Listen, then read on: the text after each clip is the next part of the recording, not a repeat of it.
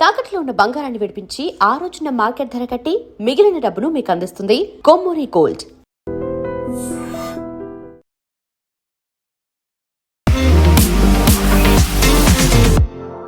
నమస్తే, నేను Kavitha. Welcome to I dream news and నిజాలు.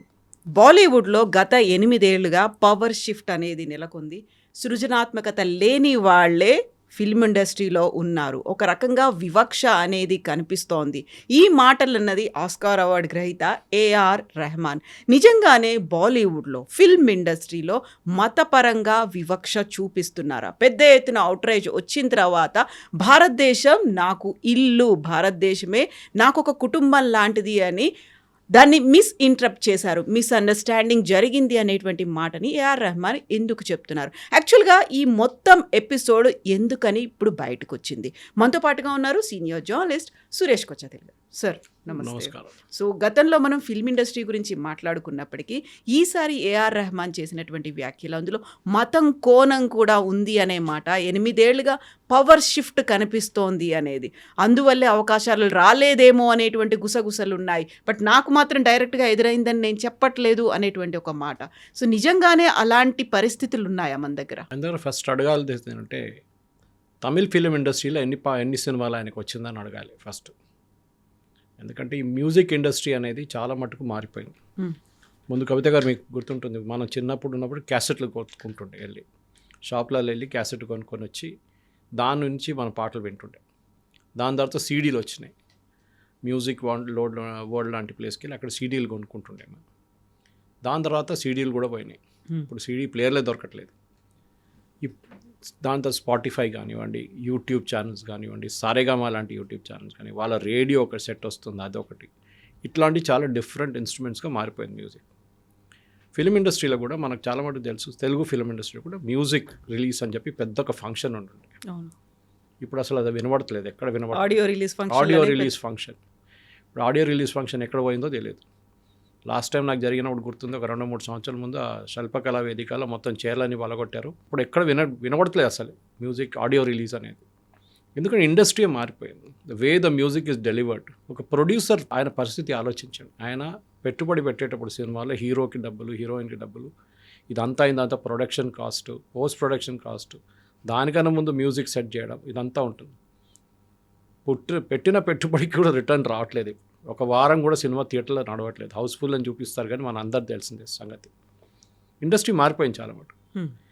ఏ టైంలో మన దగ్గర సి రామచంద్ర కానీ, ఆ టైంలో ఎస్డి బర్మన్ గారి అట్లాంటి మ్యూజిక్ డైరెక్టర్స్ నుంచి ఇప్పుడు చూస్తే మీకు మ్యూజిక్ డైరెక్టర్ కూడా గుర్తుండదు, పేరు అడిగితే మీకు తెలియదు. In fact Dhurandhar cinema music director నాకే తెలియదు, కానీ మ్యూజిక్ బాగుండేది నాకు తెలుసు అంతే. హక్ సినిమా కూడా నాకు మ్యూజిక్ డైరెక్టర్ ఎవరు గుర్తులేదు, కానీ ఈ పాటలు బాగుంది, నాకు నడిమిట్లా ఉన్న పాటలు బాగానే ఉంది, కానీ ఐ డోంట్ రిమెంబర్ ఇట్. ఒకసారి బయటికి వచ్చిన తర్వాత సినిమా థియేటర్ తర్వాత పాట ఏంటని నాకు గుర్తులేదు. కానీ ఇప్పుడు కూడా మీరు పాత తెలుగు సినిమాలు కానీ, పాత హిందీ సినిమాలు ఇప్పుడు కూడా మీరు హమ్ చేసుకుంటారు అప్పుడప్పుడు. మీరు విన్నప్పుడు మీకు చాలా అంటే లిరిక్స్ అంత పవర్ఫుల్ ఉండే ఆ టైం. ఇప్పుడు మ్యూజిక్ ఎట్లయిపోయిందంటే డబ్బలోపల రాలేసి కొట్టినట్లు ఉంటుంది మ్యూజిక్. ఇప్పుడు మీకు ఏం గుర్తుండదు. ఆ మ్యూజిక్ అనేది అసలు ఎవరు పట్టించుకోలేదు. పబ్లిక్ కూడా వినడానికి రెడీగా లేరు. సరే, మన కార్లో డ్రైవ్ చేస్తున్నప్పుడు ఎప్పుడైనా ఏదైనా స్పాటిఫై పెట్టుకుంటాం, లేకుంటే ఎఫ్ఎం స్టేషన్ పెట్టుకుంటాం, లేకుంటే యూట్యూబ్ నుంచి ఏదైనా ప్లే చేస్తుంటాం. కానీ ఒక రెగ్యులర్ లాయల్టీ అని మ్యూజిక్కి పోయింది, ఎప్పుడో పోయింది అది. సినిమాలో ముందు ఒక మ్యూజిక్ అనగానే చాలా పెద్ద, కొన్ని సినిమాలు అయితే 8 పాటలు 9 పాటలు ఉంటుండే. ఇప్పుడు 1-2 పాటలు కనిపిస్తే కూడా చాలా పెద్దది అన్నమాట. సో ఆ పరిస్థితులు, ఆ ఒక సిచ్యువేషన్ నుంచి రెహమాన్ గారి స్టేట్మెంట్ ఇవ్వడం ఏంటి, ఇది నాకు ఫస్ట్ ప్రశ్న. ఎందుకంటే కమ్యూనల్, ఆయన ఒక ఓపెన్ డేట్ చెప్పలేదు. 8 సంవత్సరాలు అన్నారు. అంటే కరెక్ట్గా మోదీ గవర్నమెంట్ వచ్చిన తర్వాత ఉన్న సిచ్యువేషన్ అని చెప్తున్నారు అనమాట. అది కూడా ఎవరికి ఇంటర్వ్యూ ఇచ్చారు? BBC Hindi, Asian service. ఎవరు ఇంటర్వ్యూరు? ఒక పాకిస్తానీ. అంత సెట్ ఇది. ఆయన ఒక దూరదర్శన్కో లేకుంటే మన భారతదేశంలో ఎన్నో ఛానల్ వాళ్ళకి ఇంటర్వ్యూ ఇవ్వకుండా ఒక ఇంటర్నేషనల్ ఆడియన్స్కి చెప్పారు ఈ మాట. ఆయనకు తెలుసు దాని ఇంపాక్ట్ ఎక్కడ ఉండబోతుంది అనేది. ఇప్పుడు దాన్ని వచ్చి నన్ను మిస్అండర్స్టాండ్ చేయడం ఏముంది? మీరు చాలా క్లియర్గా అది ఇంకోసారి రివైండ్ చేసుకుంటే కూడా మీరు వినొచ్చు. మీరు చెప్పిన మాట చాలా క్లియర్, దట్ మీకు ఇప్పుడు ఆపర్చునిటీస్ రావట్లేదు. ఇప్పుడు ఎట్లయిపోయిందంటే ఒక చాలా టాలెంటెడ్గా ఉన్న మనిషిని, ఫర్ ఎగ్జాంపుల్ ప్లంబర్ అని తీసుకుందాం. ఇప్పుడు మీరు ఒక ప్లంబర్ని పిలిచినప్పుడు ఒకటి వస్తే వాడు ఫస్ట్ వచ్చి నాకు 2,000 రూపాయలు కావాలంటే మీరు బార్గెన్ చేస్తారు అంతే. నెక్స్ట్ టైం అని బిలోవర్ మీరు you look for somebody at 1,000 rupees. ఇది నార్మల్ హ్యూమన్ సైక్. ఇది మ్యూజిక్ ఇండస్ట్రీ కూడా అట్లనే అయిపోయింది. వెరీ వెరీ రా ఫార్మాట్లో చెప్తున్నాను నేను. ఎక్కడ రోజా నుంచి మొదలైన ఏఆర్ రెహమాన్, దానికన్నా ముందు Indira he did, but the actual hit was Roja. ఆ టైంలో ఎవరు ఛాన్స్ ఇచ్చారు ఆయనకి? మణిరత్నం లాంటి వాళ్ళు ఛాన్స్ ఇచ్చారు. ఆయన గురువు ఎవరు? గురువు అని చెప్పలేను, కానీ ఆయన ఫస్ట్ పర్ఫామ్ చేసింది ఇళయరాజా గారు. ఇప్పుడు ఇళయరాజా గారు ఎక్కడున్నారు మ్యూజిక్ ఇండస్ట్రీలో? కానీ ఆయన పాటలు గుర్తుంటుంది మనకు. ఆయనకు అప్పుడప్పుడు 1-2 సినిమాలు వస్తున్నాయి అంతే. ఇళయరాజా గారు కంప్లైంట్ చేశారా? నన్ను కూడా ఎవరు పట్టించుకోవట్లేదు. నెక్స్ట్ జనరేషన్ వచ్చేసారు. ఎందుకంటే మన అందరికి గుర్తుంది. కుమార్ షాను ఎక్కడున్నారు ఇప్పుడు? అల్కా యాగ్నిక్ ఎక్కడుంది ఇప్పుడు? ఎందుకు మీరు you can take lot of such names. ఇట్లాంటి వాళ్ళు ఎక్కడ లేరు ఇప్పుడు. వాళ్ళందరూ మాయమైపోయారు. కొత్త వాళ్ళు వస్తున్నారు, రీల్స్ చేస్తున్నారు, కవర్ వర్షన్స్ చేస్తున్నారు, పాటలు పాడుతున్నారు. ఆల్ స్టార్ సింగర్ లాంటి ప్రోగ్రామ్ నుంచి వచ్చే విన్నర్స్ని వాళ్ళని మ్యూజిక్ దాంట్లో తీసుకుంటారు. ఉదిత్ నారాయణ ఉండే, ఎక్కడ పోయిన ఉదిత్ నారాయణ తెలియదు మనకి. షాన్ కూడా మొన్న స్టేట్మెంట్లో రెహమాన్ షాన్ కూడా చెప్పారు, ఐఎమ్ డూయింగ్ షోస్ అన్నాడు. అది లేదు ఆయనకి ఇప్పుడు, ఆ ఛాన్సే లేదన్నమాట. పోయింది అది, ఆ ఇండస్ట్రీ పోయింది. కంపెనీ అనురాధ పోడ్ వాళ్ళు ఉండే. కానీ రెహమాన్ గారు ఫస్ట్ గుర్తుపెట్టుకోండి, you have to be humble enough to understand this. సరే, నాకు ఆస్కర్ వచ్చింది, నాకు ఎన్నో ఫిలింఫేర్ అవార్డు వచ్చింది, నేషనల్ అవార్డు వచ్చింది, that is central government Padma Bhushan కూడా ఇచ్చారు మిమ్మల్ని. మీకు ఇంకేం కావాలి? మిమ్మల్ని ప్రతి సినిమాలు మిమ్మల్ని తీసుకోవాలన్నా ప్రొడ్యూసర్ భయపడతారు. In fact that's what Javed Akhtar said. మీ దగ్గరికి ఒక చిన్న ప్రొడ్యూసర్ రావడానికి భయపడుతున్నారు. ఎందుకంటే you will quote in millions, you will quote in crores. ఆయన ఇవ్వలేడు మీకు ఆ డబ్బులు, దానికోసం రావట్లేదు. That is the reason why they are not coming, not because is a Muslim. In fact మనందరూ తెలుసు, చాలామంది ప్రేక్షకులు తెలుసుంటుంది బహుశా. రెహమాన్ వాళ్ళ father was a big time music director Malayalam సినిమా. ఈవెన్ దో తమిళియన్ ఆయన పుట్టింది, కానీ హీ వాజ్ ఒక 100 సినిమాల దాకా మలయాళంలో చేశారు ఆయన, from 1960s onwards. RK Shekhar అని ఆయన పేరు, రెహమాన్ గారు ఫాదర్ పేరు. And he was a brilliant man. కానీ ఆయన డబ్బుల గురించి ఎక్కువ పట్టించుకోలేదు. Rahman is just the opposite, is very money minded. అది బహుశా వాళ్ళ ఫాదర్ చేసిన దానికి ఒకసారి ఏదో ఇంటర్వ్యూలు అన్నారు ఆయన, నా ఫాదర్ చేసిన తప్పు నేను చేయను, నాకు డబ్బులు సంపాదించాలి, నాకు సొంతంగా నా స్టూడియో కావాలి. ఇన్ఫ్యాక్ట్ శేఖర్ గారు ఆయన ఆ టైంలో ఫస్ట్ ఈ ఎలక్ట్రానిక్ సింథసైజరు, చిన్న చిన్న ఎలక్ట్రానిక్ పియానోస్ వచ్చినప్పుడు సింగపూర్ నుంచి పట్టుకొస్తుండే. అప్పులు తీసుకొని అట్లా చేసి ఆయన తీసుకొచ్చి ఆయన మ్యూజిక్ సెట్ చేస్తుండే దానికి. దాంతోనే ఆయన చాలా మటుకు టెన్షన్లో వచ్చి లాస్ట్ 43 ఏజ్లో ఆయన చనిపోయారు. Stress, purely stress. రెహమాన్ కూడా అంగీకరిస్తున్నారు, yes my father was under lot of stress. అక్కడిక్కడ అప్పు తీసుకున్నారు ఈ మ్యూజిక్ ఇన్స్ట్రుమెంట్స్ కోసం. లాస్ట్లో వాళ్ళ మదర్ ఆర్వి శేఖర్ గారు చనిపోయిన తర్వాత ఈ మ్యూజిక్ ఇన్స్ట్రుమెంట్స్ అన్నీ అమ్మడం మొదలుపెట్టారు. కొన్ని అయితే రెంట్కి ఇవ్వడం మొదలుపెట్టారు. అంటే ఫ్యామిలీ బతకాలి కదా. సో రెహమాన్లో అదొక కోపం ఉండే. One of the reasons why the family converted possible అది ఉండొచ్చు. ఎందుకంటే ఒక సూఫీ సెయింట్ వచ్చారంట వాళ్ళు, కరీముల్లా షా కాద్రీ అని చెప్పి, వాళ్ళ ఇన్ఫ్లుయెన్స్లో వచ్చి దే కన్వర్టెడ్ టు ఇస్లాం. మరి వాళ్ళ పర్సనల్ చాయిస్. ఇన్ఫ్యాక్ట్ వీళ్ళ మదర్ పేరు కస్తూరి శంకర్ అని ఉండే, Shekhar and Kasturi was her name. Kasturi and Shekhar got married in తిరుమలలో జరిగింది వాళ్ళ పెళ్ళి. ఆలోచించారు ఆ టైంలో. సో దట్ డివోట్ హిందూస్ ఉన్న వాళ్ళు కన్వర్ట్ చేసుకున్నారు, ఇస్లాంకి వెళ్ళిపోయారు. బట్ వాళ్ళ ఫ్యామిలీలో అందరు కన్వర్ట్ కాలేదు.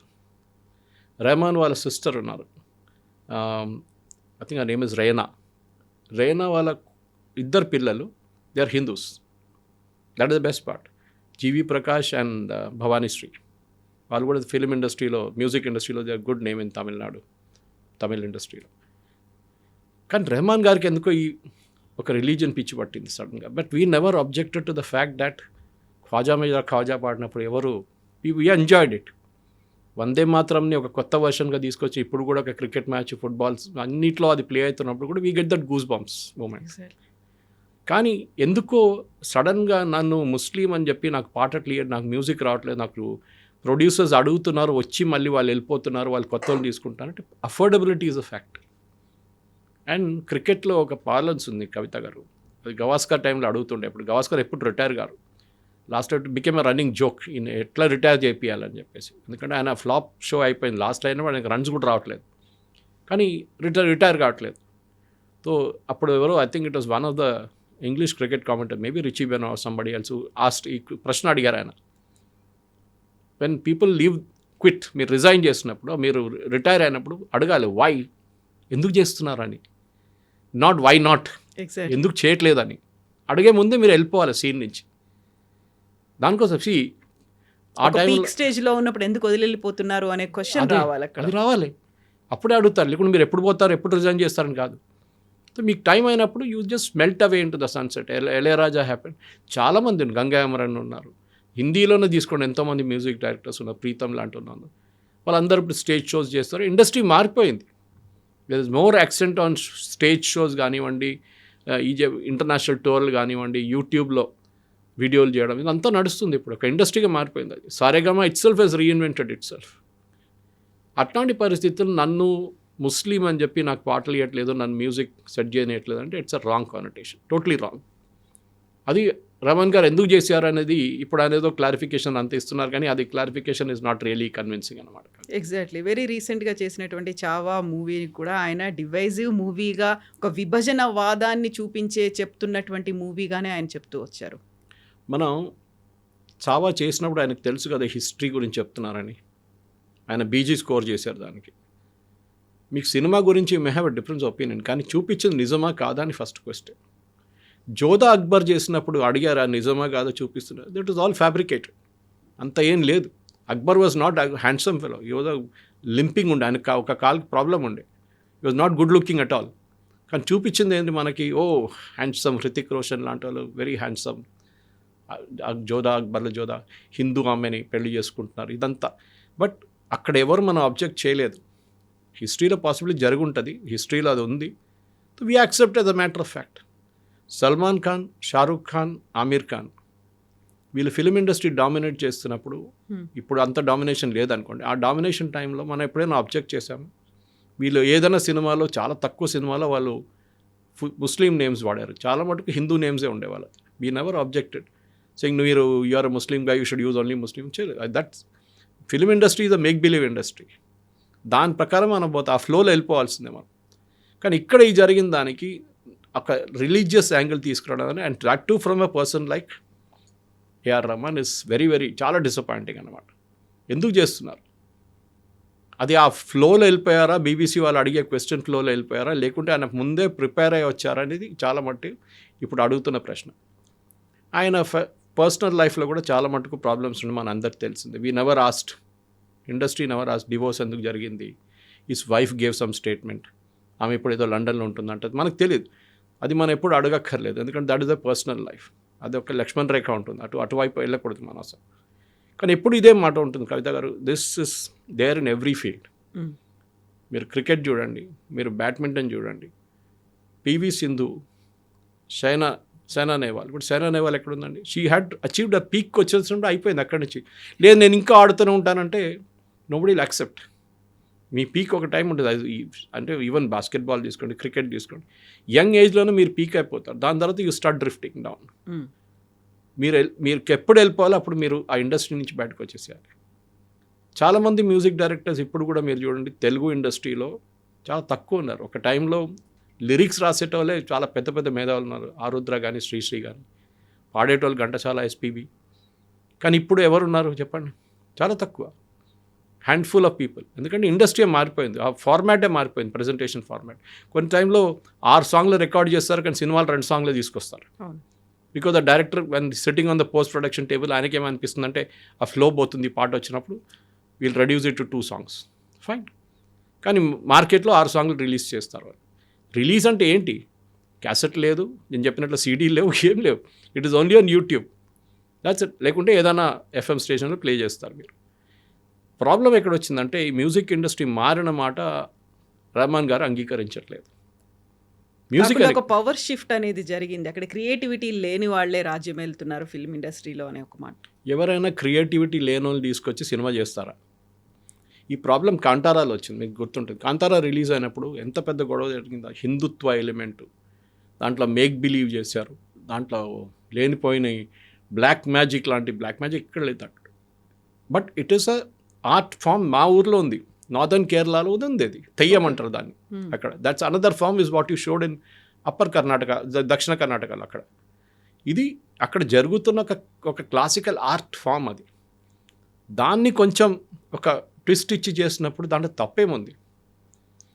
ఆమీర్ ఖాన్ లార్డ్ శివాని టాయిలెట్లో 3 Idiots తిప్పినప్పుడు మనం ఎవరు తిట్టలేదు ఆయన్ని, ఎందుకు చేసామని చెప్పేసి. మనందరూ తెలుసు. చాలా కొంతమంది కోపం వచ్చింది, మీ రిలీజన్లో ఉన్న ఎవరైనా ప్రాఫిట్స్ చేస్తారంటే ఎవరు అడగలేదు అది. కానీ మనం because Hindu religion accepts it. Okay సరే, we laugh at our gods, మనం నవ్వుకుంటాం ఒక్కసారి, మంచిదే కదా, ఓకే తమాషాగా ఉంది కదా, చాలా బాగుందంటాం. కానీ ఆలోచించండి, అది it could have been a tinder box moment. ఆ మూమెంట్లో అది పెద్ద గొడవ అయితే ఆ సినిమానే ఫ్లాప్ అయిపోతుండే. కానీ జరగలేదు, it went as a normal route వెళ్ళిపోయింది. కానీ రెహమాన్ గారికి సడన్గా ఇప్పుడు ఎందుకు వచ్చింది నాకు అర్థం కావట్లేదు. ఎందుకంటే I have seen him when he was Dilip. హైదరాబాద్కి వస్తుండే ఆ టైంలో, ఇక్కడ ఒక ఏజెన్సీలో వచ్చి చాలా తక్కువ అమౌంట్కి ఒక చిన్న కీబోర్డ్ తీసుకొచ్చి ట్రైన్లో వచ్చి ఇక్కడ వచ్చి కీబోర్డ్ ప్లే చేసి వెళ్ళిపోతుండే. ఒకసారి చాలా సంవత్సరాల తర్వాత ఫ్లైట్లో వస్తుండే, కానీ ముందైతే ఓన్లీ ట్రైన్లో వస్తుండే. మెట్రో షూస్ కానివ్వండి, బిగ్ షాట్ లాంటి షాప్స్కి యూస్ టు ప్లే జింగిల్స్. ఆ ఇండస్ట్రీ నుంచి అఫ్కోర్స్ ఈ started playing for Ilaiyaraaja as a keyboard artist. అక్కడి నుంచి పైకి వచ్చిన తర్వాత ఆపర్చునిటీస్ చాలా వచ్చినాయి ఆయనకి. అండ్ మనం కూడా మెచ్చుకుంటాం, గుడ్ మ్యూజిక్. మీరు చెప్పినట్టు 2 ఆస్కర్లు, గ్రామీలు, స్లమ్ డాగ్ మిలియనర్ లాంటి సినిమాలకి, దట్ ఆల్ వాజ్ దేర్. మనం అన్నీ యాక్సెప్ట్ చేస్తున్నాం మనం. ఎందుకంటే we have seen the pinnacle of music in India, భారతదేశంలో. సాహిర్ లుధ్యాన్వి రాసిన పాటలు, ఆనంద్ బక్షి గారు రాసిన పాటలు, శంకర్ జైకిషన్, లక్ష్మీకాంత్ ప్యారేలాల్, ఎస్డి బర్మన్ నేను చెప్పాను, ఆర్డి బర్మన్, సి రామచంద్ర, కళ్యాణ్జీ, చాలా మటుకు మీద బిగ్ మ్యూజిక్ డైరెక్టర్స్ దేర్. ఇప్పుడు దాంట్లో చాలామంది దే పాస్ట్ అవే. ఉన్నోళ్ళు కూడా వాళ్ళు they are happy with what they are. ఈ ఇండస్ట్రీలో ఒక ఫేవరెటిజం ఉందంటే ఉంది. అది even when Lata Mangeshkar was alive, చాలా మటుకు అలిగేషన్స్ ఆమె మీద ఉండే. దట్ ఆమె she used to dictate to music directors. ఒక మోనోపలి లాగా. మదన్ మోహన్ గారితో నేను చేయను ఎప్పుడని చెప్పి ఒకసారి ప్రాబ్లం ఉండే ఆమెకి. సుమన్ కళ్యాణ్పూర్ లాంటి వాళ్ళు, వాణి జయరాం లాంటి వాళ్ళు ఆమె పైనకి రానిలేదు అసలు. She never give an opportunity except for her sister ASHA Bhosle. అట్లాంటి ఒక మోనోపలి ఉంది. దాని తర్వాత మనం చూసాం సడన్లీ అనురాధ పౌడ్వాల్ లాంటి వాళ్ళు, బికాస్ సడన్లీ గుల్షన్ కుమార్ గారు ఎంకరేజ్ చేయడం మొదలుపెట్టారు. తర్వాత గుల్షన్ కుమార్ హత్య జరిగింది. అది కూడా మ్యూజిక్ ఇండస్ట్రీలో పెద్ద పాలిటిక్స్. అది అందరూ తెలిసింది. ఎందుకంటే అక్కడ డీ గ్యాంగ్ ఇన్వాల్వ్డ్ ఉన్నారు. సినిమాల్లో ఈ బ్లాక్ మనీ కానివ్వండి, ఈ డ్రగ్స్ మనీ కానివ్వండి, హవాలా డబ్బులు పెట్టడం మొదలుపెట్టారు. ఇప్పుడు ఏమైందంటే లాస్ట్ ఒక 10-15 సంవత్సరాల క్రితం యూ వుడ్ అబ్జర్వ్ ఈ ఇండస్ట్రీ కార్పొరేటైజేషన్ అయిపోయింది కంప్లీట్గా. ఒకసారి బీఆర్ ఫిల్మ్స్ ఉండే, యశ్ చోప్రా ఫిల్మ్స్, ఇప్పుడు అందరూ కంపెనీలు తయారు చేసుకున్నారు. అది ఎవరైనా ఉండేవాడు, కరణ్ జోహార్ ఉండొచ్చు, బాలాజీ టెలిఫిల్మ్, ఎక్తా కపూర్ ఉండి, వీళ్ళందరూ they form companies, corporate companies. వాళ్ళు బ్యాలెన్స్ షీట్ చూస్తారు. మేము ఒక సినిమా తీయాలంటే ఎంత డబ్బులు పెట్టాలి, దాంట్లో ఎంత డబ్బులు వస్తుంది, ఓటీటీలో ఎంత డబ్బులు వస్తుంది, మాకు థియేటర్ రిలీజ్లో ఎంత వస్తుంది, ఇది వాళ్ళు చూసేది first. And naturally cost cutting ఉంటుంది. ఎంత తక్కువ చేయొచ్చు అంత కాస్ట్ కటింగ్ తగ్గిస్తున్నారు. పాసిబ్లీ తెలుగు ఫిలిం ఇండస్ట్రీ ఒక్కటే ఇప్పుడు కూడా where the hero is paid 100 crores 50. Malayalam film industry చూడండి, దే ప్రొడ్యూస్ బ్రిలియంట్ మూవీస్. కానీ మోహన్ లాల్, మమ్ముట్టి కూడా ఇంత డబ్బులు రావు. బికాజ్ మేబీ ఇండస్ట్రీ సైజ్ చిన్న ఉంది అక్కడ, వాళ్ళ ఆడియన్స్ సైజ్ చిన్న ఉంది. మ్యాక్సిమం కేరళ అండ్ గల్ఫ్, కొంత మటుకు యూరోప్. తెలుగు ఫిలిం ఇండస్ట్రీ బహుశా ఇంకా పెద్దగా ఉంటుంది, చాలా మటుకు ఆడియన్స్ నార్త్ అమెరికాలో ఉంటారు, అక్కడ కలెక్షన్ బాగుంటుంది అని చెప్పి ఎక్కువ కానీ ఇప్పుడు కూడా చూడండి, ఇప్పుడు రెమ్యునరేషన్ ఇవ్వలేకపోతున్నారు. Other day saw an article, ఎవరో ప్రొడ్యూసర్ చెప్తున్నారు తెలుగు ఫిలిం ఇండస్ట్రీలో ఉన్న హీరోయిన్స్ని యాక్ట్రెసెస్ అని చెప్పాలి మనం యాక్చువల్లీ, వాళ్ళ దగ్గర మేము we are asking them to reduce their fees, వాళ్ళ ఫీజు తగ్గించమని రిక్వెస్ట్ చేస్తాం. ఎందుకు లేకుంటే ఇట్ వోంట్ వర్క్అవుట్. ఒక్క వారం కూడా సినిమా హౌస్ఫుల్ నడవదు మీకు థియేటర్లలో. ఇప్పుడు దురంధర్ ఈజ్ అన్ ఎక్సెప్షన్. అది వచ్చినప్పుడు ఇంకా పెద్ద గొడవ జరిగింది. నేషనలిజం, మ్యాషోయిజం, హిందూ ఇది, ఇస్లాం బ్యాషింగ్, ఇస్లామాఫోబియా జరిగింది. పాకిస్తాన్లో జరుగుతుంది, చూపించాం. I give an audience example మీకు. ఈ దురంధర్ వచ్చి ఒక 3 వారాలు 4 వారాల తర్వాత ద సినిమా 21 అని ఒక సినిమా వచ్చింది, బేస్డ్ ఆన్ అరుణ్ ఖేత్రపాల్స్ లైఫ్. నేను కూడా వెళ్ళాలనుకున్నాను. రివ్యూ చదవగానే నాకు కూడా అనిపిస్తుంది ఎందుకు వెళ్ళాలి సినిమా. దాంట్లో పాకిస్తాన్ని హీరోస్గా చూపిస్తున్నారు, పాకిస్తాన్ ఆర్మీ చాలా మంచి వాళ్ళని చూపిస్తున్నారు, మనం తప్పు చేసామని చూపిస్తున్నారు 71లో అని రివ్యూ చదివాను. కొంతమంది అడిగాను సినిమాకి, వాళ్ళు అన్నారు Suresh you will not like it, మీరు వెళ్ళొద్దు. Word of mouth is very important. Dhurandhar లాంటి సినిమాకి I think more than publicity word of mouth. ఎందుకంటే ఇప్పుడు సినిమా రిలీజ్ చేయాలంటే కూడా మార్కెటింగ్ దాంట్లో చాలా పెద్ద కాంపోనెంట్. మ్యూజిక్ చేసిన వాళ్ళు వెళ్ళి స్టూడియోలో కూర్చొని మాట్లాడతారు. The actor and actresses will go and sit in the theatre, డైరెక్టర్తో కూర్చుంటారు, ఏ స్టూడియోకి వెళ్ళాలి, ఇదంతా నిర్ణయించేది ఒక పెద్ద పిఆర్ గ్యాంగ్ ఉంది ఒకటి. వాళ్ళు డిసైడ్ చేస్తారని ఎట్లా మూడ్ సెట్ చేయాలి, ఇది ఎప్పుడు రిలీజ్ చేయాలి, ఏ థియేటర్లో రిలీజ్ చేయాలి, ఏ ఓటీటీ ప్లాట్ఫామ్లో వెళ్ళాలా, ప్రైమ్లో వెళ్ళాలా, నెట్ఫ్లిక్స్లో వెళ్ళాలా, జీ5లో వెళ్ళాలా, ఇదంతా ఒక కమర్షియల్ అయిపోయింది. And A R Rahman making an acquisition, నాకు అది I just won't take it. ఎందుకంటే మీరు ఎందుకు చేస్తున్నారు అది రెహమాన్ గారు అడగాల్సింది. Now you're making an excuse saying నన్ను మిస్అండర్స్టాండ్ చేశారు. బట్ ఇక్కడే మిస్అండర్స్టాండ్ చేశారు అన్నప్పుడే ఆయన చేసినటువంటి అలిగేషన్స్ 8 yearsలో అనుకున్నప్పుడు లాస్ట్ ఇయరే కదా చావాలంటే ఒక బిగ్గెస్ట్ బ్లాక్ బస్టర్ హిట్ వచ్చింది. ఆ తర్వాత Ramayana is in the pipe line. అసలు మత వివక్ష గురించి అనుకున్నప్పుడు రామాయణ అనగానే ఎవరికి రిలేటెడ్ ఉంటుంది, బట్ ఇప్పుడు రెహమాన్ ఏ కమ్యూనిటీకి చెందినవాడు అనేది ఉంది. దాన్ని ఎలా తీసుకున్నారు? ఇక్కడే డిఫరెంట్ ఒపీనియన్ వినిపిస్తుంది కాబట్టి ఆయన తొలగించండి అనేటువంటి మాట కూడా సోషల్ మీడియాలో వస్తుంది కదా. దట్స్ న్యాచురల్లీ, బికాస్ ఆయన చెప్పిన మాట అదే కదా, నన్ను నా రిలీజియన్ చూసి నాకు ఆపర్చునిటీ లేదు. రామాయణ చేసిన ప్రాజెక్ట్కి మీ రిలీజియన్ చూసి మీకు ఇచ్చారా, లేకుంటే మీ కెపాసిటీ చూసి మీ అవుట్పుట్ చూసి ఇచ్చారా? అది చాలా ఇంపార్టెంట్. ఎందుకంటే forget his name, the Jewish composer, he is there in this and similar.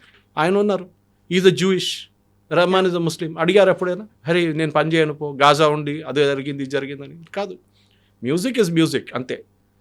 మన దగ్గర ఖయామ్, చాలా మటుకు ముస్లిం మ్యూజిక్ డైరెక్టర్స్ ఉంటారు. అట్లాంటి మనుషులున్నప్పుడు మనం ఎప్పుడు అడగలేదే. Mohammed Rafi was a great singer, we never asked him his religion. మీరు ఏ రిలీజన్ నుంచి వస్తున్నారు, ఏ పాటలు పాడుతున్నారు? సాజిద్ నవీద్ అనుకుంటాను ఆయన కూడా ఉన్నారు. Sajid Naveed. See, there are lot of Muslims who sang in this. And that is the most best part. కానీ ఎప్పుడు మనం వెళ్ళి మీ రిలీజన్ ఏంటి, మీరు ఎందుకు చేస్తున్నారు, వై ఈజ్ మేకింగ్ అలిగి, you are out priced yourself in the market. మీ మార్కెట్లో మిమ్మల్ని వాళ్ళు తీసుకోలేకపోతున్నారు. ఐపీఎల్ లాగా మీరు ఒక రేట్ క్రాస్ చేస్తే మిమ్మల్ని తీసుకోరు వాళ్ళు. You are out of the market totally. అది ఏ ఇండస్ట్రీ అయినా అంతే, సినిమా ఇండస్ట్రీ అని ఒకటే కాదు, ఈవెన్ క్రియేటివ్ ఇండస్ట్రీ చూడండి. If you are out priced అనగానే మిమ్మల్ని పక్కన పెట్టేస్తారు వాళ్ళు, మీరు ఎంత పెద్ద మంచి అయినా కావచ్చు. కానీ అట్ ద సేమ్ టైం కొంచెం హంబుల్గా ఉండాలి. ఎందుకంటే ఈ ఇండస్ట్రీ మీకు ఆపర్చునిటీ ఇచ్చారు, ఈ ఇండస్ట్రీ మీరు ఇక్కడ దాకా తీసుకొచ్చారు మిమ్మల్ని. దాని తర్వాత ఇదం చేసిన తర్వాత నన్ను పక్కన పెట్టేస్తున్నారు, నాకు ఆపర్చునిటీ ఇవ్వలేట్లేదు. ప్రొడ్యూసర్ నన్ను వచ్చి కలిసి దాని తర్వాత వారం తర్వాత చూస్తే చైనీస్ విస్పర్స్ లాగా నాకు రూమర్స్ వస్తున్నాయి దట్ ఇది నన్ను తీసుకోలేదు, ఇంకోరిని తీసుకున్నాడు, he's not creative. How do you determine creativity? అదొక క్వశ్చన్ ఉంది. ఇప్పుడు మీ ప్రోడక్ట్ అమ్మాలంతే, అది మీరు షూ అమ్ముతున్నారా, టీవీ అమ్ముతున్నారా, కార్ అమ్ముతున్నారా అని టెలివిజన్ ఫీల్డ్లో, అడ్వర్టైజింగ్ ఫీల్డ్లో అది ఉంటుంది. మ్యూజిక్ కూడా అంతే, it has to add colour to the cinema, ఒక అడ్జంక్ట్ అన్నమాట సినిమాకి. ఇది ఇప్పుడు అది కాకుండా నా మ్యూజికే ఉండాలి, నేనే చేయాలి, sorry, it doesn't work like that. And Rahman garu ఈ షుడ్ రియలైజ్ దట్ లోకం మారిపోయింది. Entire film industry has change, specially last correct అని చెప్పినట్లు లాస్ట్ 8 years అంటే లాస్ట్ 5 years కూడా, వేరే ఓటీటీ రిలీజ్ మీకు ఎక్కువ డబ్బులు ఇస్తాయి సినిమా థియేటర్ రిలీజ్ కన్నా. పేపర్ వ్యూలో ఉంటుంది, అంటే ప్రతి మనిషి చూసినప్పుడు సపరేట్గా మీకు పేమెంట్ వస్తుంది, అది కూడా ఇంకొక రెవెన్యూ స్ట్రీమ్ ఉంటుంది మీకు. సో అది జరగానే వాళ్ళ ఫాదర్ మీద ఉన్న ఫ్రస్ట్రేషన్, వాళ్ళ ఫాదర్ అట్లా చేశారు, వాళ్ళ ఫాదర్ని నెగ్లెక్ట్ చేశారు ఇండస్ట్రీ అనేది ఆయన దీనికన్నా ముందు ఇంటర్వ్యూలో చాలా చెప్పారు అది. But he was given the respect. ఇప్పుడు కూడా మీరు ఆర్కే శేఖర్ గారి గురించి మాట్లాడినప్పుడు, Kavitha garu he bought in SP Balasubrahmanyam and Balamuralikrishna, Mangalampalli Balamuralikrishna Malayalam film industry తీసుకొచ్చిన మనిషి ఆర్కే శేఖర్. ఓకే, ఆలోచించండి. And the same Balasubrahmanyam song for Rahman also. So ఈ కూడా ఆయన చెప్పొచ్చు, మీ నాన్నగారితో పనిచేశాను నేను, మళ్ళీ నువ్వు వాడు అని కాదు, but he was humble enough. And వీళ్ళిద్దరిని కలిసిన మనిషి నేను, ఎస్పీ కానీ బాలమురళీకృష్ణ, వాళ్ళ హంబుల్నెస్ చూడాల్సింది. Way Mangalampalli Balamuralikrishna speaks to you so humble, అది వాళ్ళది ఉంటుంది. మేబీ వాళ్ళ పర్సనల్ లైఫ్లో కొంచెం అరగెంట్గా ఉండొచ్చు, కానీ రెహమాన్ది అందరికీ ఉన్నారు, కొంచెం ఆయన అలూఫ్గా ఉంటారు, ఎక్కువ మాట్లాడు, దట్స్ ఎ హ్యూమన్ టెండెన్సీ, అది వాళ్ళ ఫీల్డ్ వాళ్ళు ఉంటారు. అది ఎస్పీబీ అని ఉన్నారు, he's not trained in classical, but Sankarabharanam లాంటి సినిమాలో ఆయన ఈ song such beautiful songs without being trained classical singer. The capability is ఆ మ్యూజిక్ డైరెక్టర్స్ దగ్గర నుంచి వస్తుంది. అదే కదా ఆ టైంలో ఉన్న డైరెక్టర్స్ దగ్గర నుంచి వాళ్ళ కేపబిలిటీలు ఉంటుంది. కానీ రెహమాన్ గారు ఇప్పుడు చేసిన దానికి నాకైతే I'm not at all in sync. In fact the entire industry, Kangana Ranaut అన్నారు, ఒక స్టేట్మెంట్ ఇచ్చారు, వినుంటారు, చదువుంటారు. అది ఎమర్జెన్సీ ఫిలిం ఆమె తీసిన ఫిలింకి మ్యూజిక్ సెట్ చేయడానికి రెహమాన్ గారి దగ్గర వెళ్తే he said I won't do music for propaganda films అన్నారు. అప్పుడు ఆలోచించండి ఆయన మైండ్ సెట్. ప్రాపగెండా ఏముందండి ఎమర్జెన్సీలో, ఏం జరిగింది అదే చూపించారు. మీకు నచ్చకపోవచ్చు, you might not like the political philosophy of BJP or any right wing party, or మీరు ఇందిరాగాంధీ సపోర్టర్ ఉండొచ్చు, అది కూడా ఉండొచ్చు. కానీ కంగనా రనౌత్ గారు వెళ్ళి నేను ప్రాపగెండా ఫిలింకి మ్యూజిక్ సెట్ చేయనంటే దాట్ షోస్ యువర్ బయస్. అంటే మీ థింకింగ్ ఒక్క వైపే ఉందన్నమాట మొత్తం. And that is very very clear in case of Rahman. You should realise ఇప్పుడు ఇండస్ట్రీ ఎట్లా రియలైజ్ అయ్యారు కదా, దానికోసం రియాక్ట్ అయ్యారు. ఆయన కవిత గారు మీరు ఇప్పుడు చూడండి రీల్స్లో, ఇన్స్టాగ్రామ్లో చిన్న చిన్న పిల్లల నుంచి యంగ్స్టర్స్ నుంచి everybody is becoming a music star. మీకు అక్కర్లేదు. చాలా నాకు డౌట్ వస్తుంది నెక్స్ట్ 5 సంవత్సరాల తర్వాత, 3 సంవత్సరాల తర్వాత సినిమాల పాట ఉంటుందో కూడా డౌట్ఫుల్. కంటెంట్ మీద నడుస్తుంది అంతా. హౌ పవర్ఫుల్ ఒక మ్యూజిక్, ఒక అడ్జంక్ట్ ఉండొచ్చు. హక్ అని సినిమా వచ్చింది చూడండి, ద మ్యూజిక్ ఈజ్ దేర్, ఎక్కడో ఫ్లో అవుతుంది అడ్మిట్లో, it nothing related to the scene. పాట వస్తుంది, పాట పోతుంది అంతే. But the content is very very important. మీరు ఎట్లా కంటెంట్ డెలివర్ చేస్తారు, అది మనం దురంధర్లో చూసాం, ఎంత లౌడ్ మ్యూజిక్ ఉంది దాంట్లో. ఇన్ఫ్యాక్ట్ నా బ్రదర్లో మిక్స్ చేశారు final mixing. He was telling me about how Haq ఆయన చేశారు music final mixing. And when you was comparing హక్లో చాలా ప్లేసెస్తో సైలెన్స్ ఉంది. So I asked him, my brother in law Ajay Balakrishna అడిగాను, నువ్వు సైలెన్స్ ఎందుకంటే director wanted it that way అన్నారు. అట్ ద సేమ్ టైం మన దురంధర్ చూడండి, సౌండ్ ఉంది, కానీ దాని that movie was also hit, దాంట్లో డౌట్ లేదు. So it is up to the music director. అది రెహమాన్ గారు చావాక్ స్కోర్ చేసినప్పుడు వీ నెవర్ ఆస్క్డ్ హిమ్ మీరు ఎందుకు చేశారు ఇట్లా అని చెప్పేసి. బికాస్ ఆయన చాలా మంచిగా slumdog millionaire and all the classics, no doubt about it. కానీ ఒక టైం అయినప్పుడు you should hang up your boots అంటారు ఇంగ్లీష్లో. ఆ బూట్స్ పక్కన పెట్టి, okay I had a good life, మంచిగా సంపాదించుకున్నాను, now let me relax, I will now ఏం చెప్తారు, అప్పుడెప్పుడైనా ఒక సంవత్సరంలో ఒక సినిమా చేయడము, లేకుంటే ఈ చెప్పినట్ల వెళ్ళి ఏదైనా కాలేజ్లో టీచ్ చేయడం, అది ఉండాలి.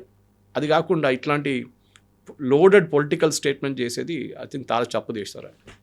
Thank you so Thank you much very much. Thank you. And for more videos, Please subscribe to iDream. Please subscribe to iDream. Please subscribe iDream. And please subscribe to iDream. For more videos, subscribe to iDream. please like, share and subscribe to the channel. Congratulations, iDream. Subscribe to iDream. Subscribe to iDream. So subscribe to iDream Media. iDream की iDream team अंदर की huge congratulations. Please subscribe iDream Media. Please subscribe to iDream. Subscribe iDream. Please subscribe to iDream. iDream అంటే నా కళల ఛానల్ను subscribe చేసుకున్న నోరు తిరుగుతలేదు, మీరైతే గంట గుర్తు కొట్టండి. For more such videos, please subscribe to iDream. Subscribe to iDream. Please subscribe to iDream. Please subscribe iDream Media. Please do subscribe to iDream. Please subscribe to iDream Media. For best entertainment and information, please subscribe iDream. And don't forget to subscribe to iDream.